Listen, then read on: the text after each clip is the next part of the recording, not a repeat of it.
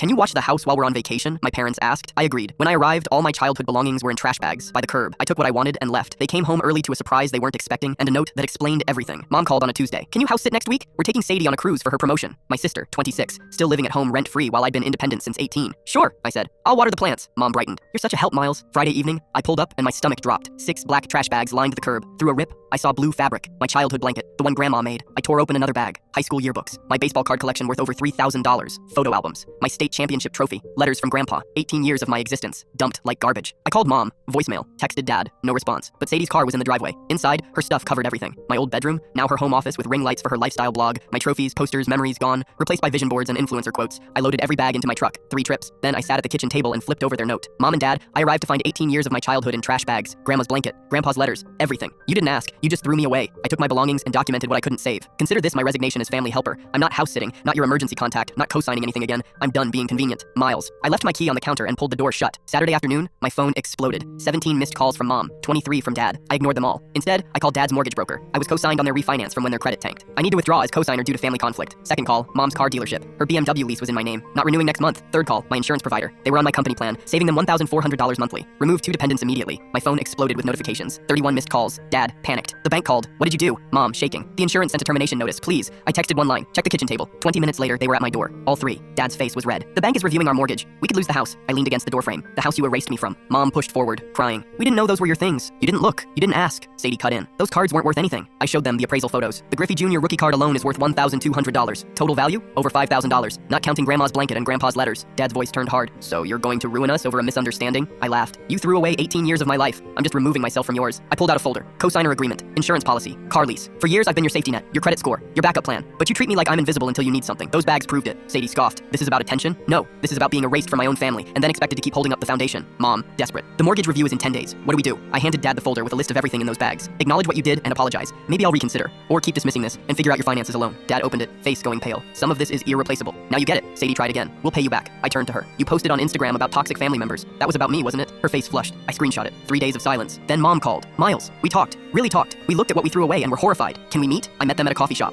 Dad slid an envelope across the table. Inside, a check for $6,500. "It doesn't replace what we lost, but it's a start. Sadie's moving out. Her office is going back to being your room. We're keeping it exactly as you had it." Mom's voice cracked. "We forgot you were our son before you were our solution. That ends now." I looked at the check, then at them. "The mortgage review is in 4 days. If I reinstate as co-signer, things change. No more assuming I'll just handle things. No more taking me for granted." Dad nodded. "We'll sign whatever you want." I pulled out my own document. Family respect agreement. "You acknowledge my boundaries. You ask before making major decisions that affect me." And Sadie apologizes publicly for that post. Sadie, who'd been silent, finally spoke. "I'm sorry. I was wrong. You're not toxic." I was. I signed the co-signer reinstatement that afternoon, but I kept the receipts, the photos, and the documentation, just in case. Because some lessons need insurance policies.